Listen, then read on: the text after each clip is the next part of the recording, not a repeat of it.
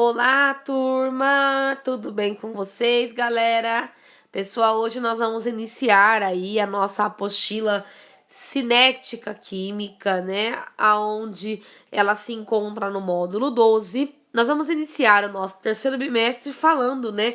Dando continuidade aos processos de reatividade, aos processos de energia cinética, né?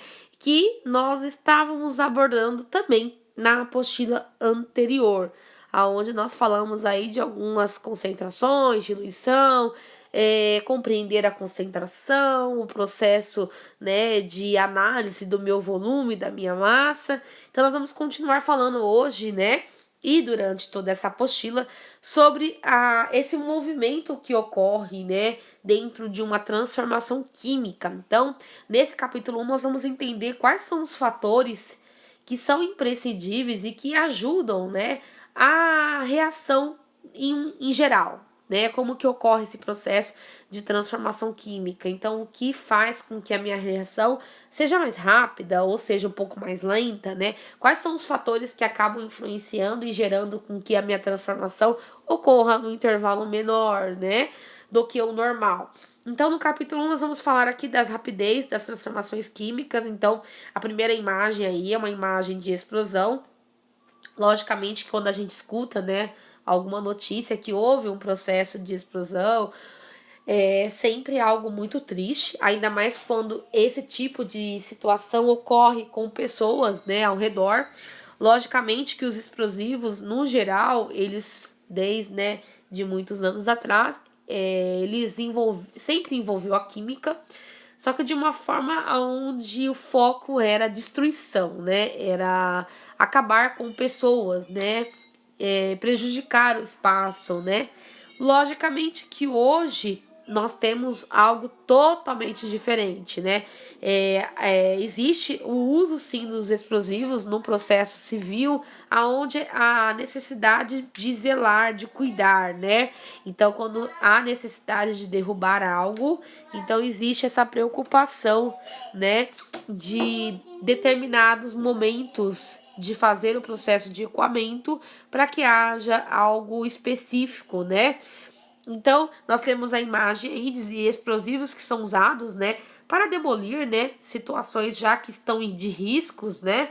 Então, essa imagem foi tirada em 2011 no Distrito Federal, aonde mostra aí alguns lugares que foram destruídos para que nesses lugares fossem produzidos, né, e elaborados novos sistemas. Logicamente que quando ocorre esse tipo de situação, independente se existe um cuidado com a comunidade, com a população, sempre vai ter aí a liberação de gases para a atmosfera, então isso automaticamente, sem querer ou não, acaba gerando algo ruim para o meio ambiente. Na segunda imagem, nós temos a ferrugem.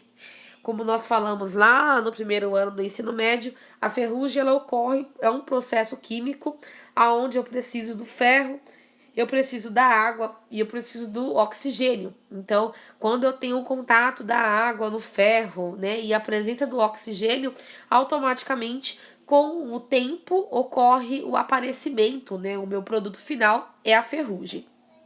E nós vamos ter aí os processos naturais que automaticamente ele vai ocorrer com qualquer sistema, qualquer elemento que esteja aí no meu ambiente. Então aqui eu tenho uma presença, né, natural do diamante que sob pressões elevadas, automaticamente ele não se faz de um dia para o outro, ele leva milhões de anos para que chegue aí nessa condição que automaticamente vale muito. Então nós temos aqui alguns processos de rapidez de reação química que ocorre. Então, resumindo, gente, existem reações químicas, existem reações físicas e elas podem ocorrer de forma natural ou também ela pode ter fatores, né, que vão fazer com que haja a aceleração desse sistema. Então, dentro de uma transformação química, eu tenho a temperatura, que é um fator importantíssimo, que ele acaba sendo algo que vai fazer com que a minha reação seja mais rápida, a superfície de contato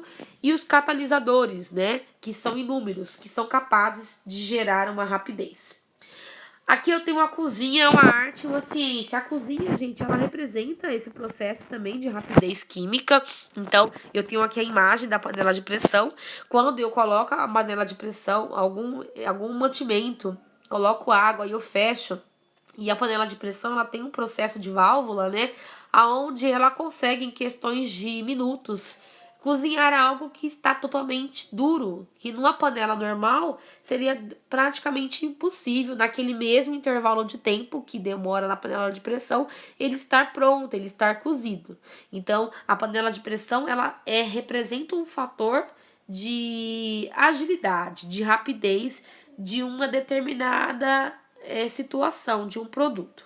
Aí depois nós vamos ter aqui, gente, a definição da rapidez média, né? Então, o estudo da rapidez com que ocorre uma reação química e dos fatores que influenciam é chamado de cinética química. Porque se tem uma rapidez na minha reação, eu tenho um movimento que está sendo gerado. Então, esse movimento ele vai ser calculado pela cinética química.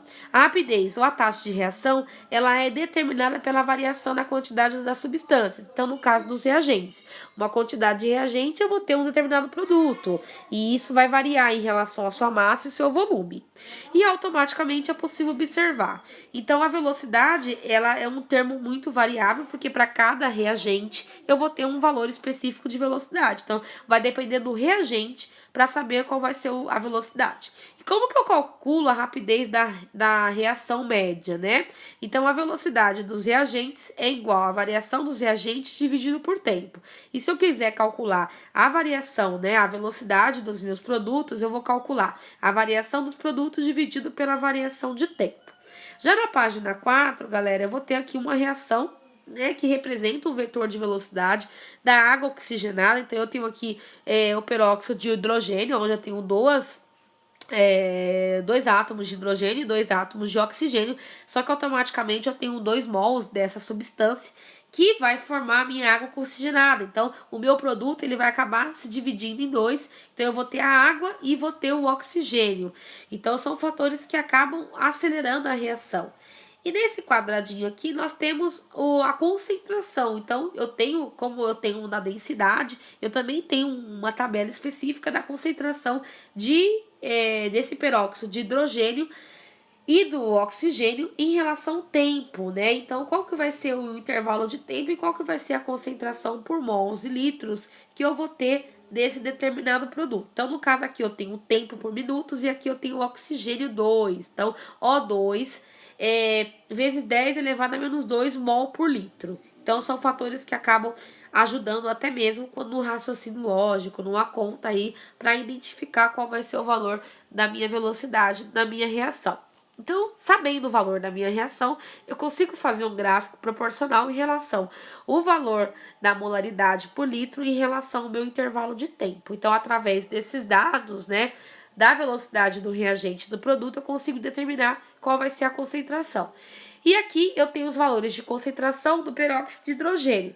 Então, eu tenho aqui o intervalo de tempo. Então, aqui eu tenho o valor de H2O2 vezes 10 elevado a menos 2. Depois eu vou ter o valor do H2O vezes 10 elevado a menos 2. Depois eu vou ter o valor do O2 vezes 10 elevado a menos 2. Então, para cada intervalo de tempo, eu vou ter uma concentração específica em relação à velocidade dessa transformação química. E automaticamente, quando eu tenho um intervalo e eu tenho o valor da molaridade, eu consigo calcular qual que é o valor da velocidade da reação. Então, aqui ele me dá o valor do intervalo de tempo e o valor da molaridade. Aqui eu tenho o valor do intervalo de tempo e a molaridade. Então, eu consigo compreender, através dos valores, qual vai ser o valor total da minha concentração. E automaticamente eu consigo fazer um gráfico representando a concentração de cada um deles em relação ao intervalo de tempo. Então, no gráfico em azul eu tenho o peróxido de hidrogênio, no vermelho eu tenho a água e no verde eu tenho o oxigênio. Tá bom, galera? E isso nós chamamos na química de cálculo de proporção de estequiometria, tá? Ou cálculo estequiométrico. E automaticamente, quando eu tenho, né, na variação dos meus reagentes, né, eu tenho 2 valores, então é sempre necessário fazer final menos inicial. Se eu tenho 2 intervalos de tempo, eu também preciso fazer o tempo final menos tempo inicial. E assim eu consigo calcular qual vai ser a minha concentração. Automaticamente, galera, é necessário sempre fazer esse valor final menos inicial para que eu possa ter uma proporção de variação de reagentes, né? Quando eu tenho dois produtos. Então, aqui eu tenho a variação dos reagentes, né? Do H2O2 e aqui eu também tenho o valor dos reagentes do H2O. Então, é necessário sempre fazer separadamente para depois saber o valor geral quando eu tenho lá a relação de proporção de um sistema para o outro. Tá bom, galera? Na página 7 eu vou ter aqui os exercícios desse capítulo. Espero que vocês tenham conseguido entender a importância da rapidez, a importância de calcular a velocidade dos reagentes e dos produtos e depois fazer, né, o valor total em relação se ele é proporcional ou não em relação ao número de reagente e o meu produto. Então, sempre calcular o índice de molaridade pelo intervalo de tempo.